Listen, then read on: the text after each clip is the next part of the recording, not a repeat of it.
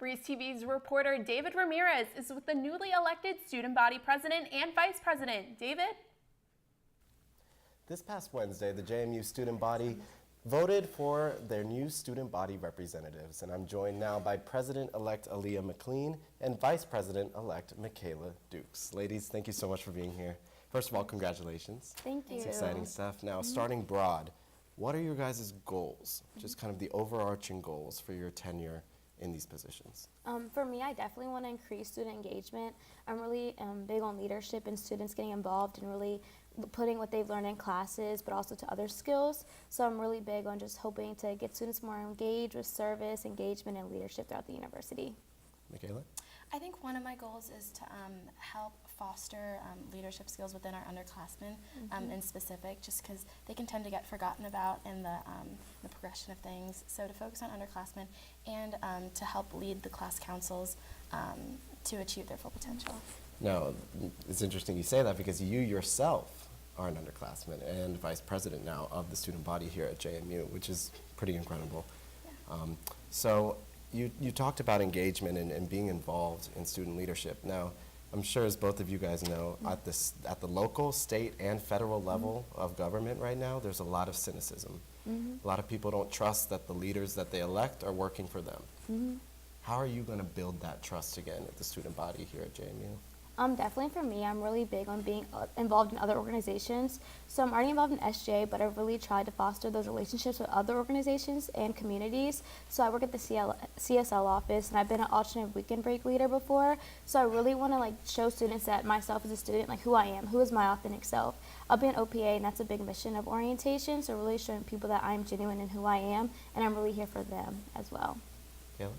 I think one of the ways in we can foster transparency between the student government and the rest of the student body is through engagement with other organizations, just like Aaliyah said. So kind of encouraging more of our student leaders within student government to attend, say, other events held by other organizations that may be underrepresented, typically on campus. I think in holding more town halls as well. Yeah, no, it seems there is kind of an uptick in just enthusiasm and being involved in the civic process. I mean, even with the midterms this past semester, and then even with these elections, all the people, and I'm sure you guys saw, because I certainly heard all your friends and supporters spreading your message around and getting people out to vote. How does that make you feel to see people kind of excited and being involved in this process? I'm actually a fellow right now for the Center of Civic Engagement in Dukesville, so it was so big to me. Whoever you vote for, regardless if it's me or someone else, just voting and showing that your voice actually matters. Every single voice, every vote matters, because it's who you want to represent you the most and the best.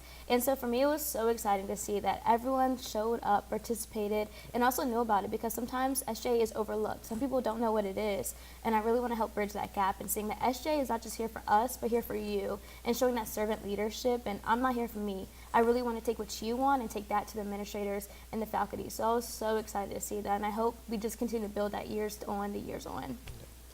And one last question for both of you.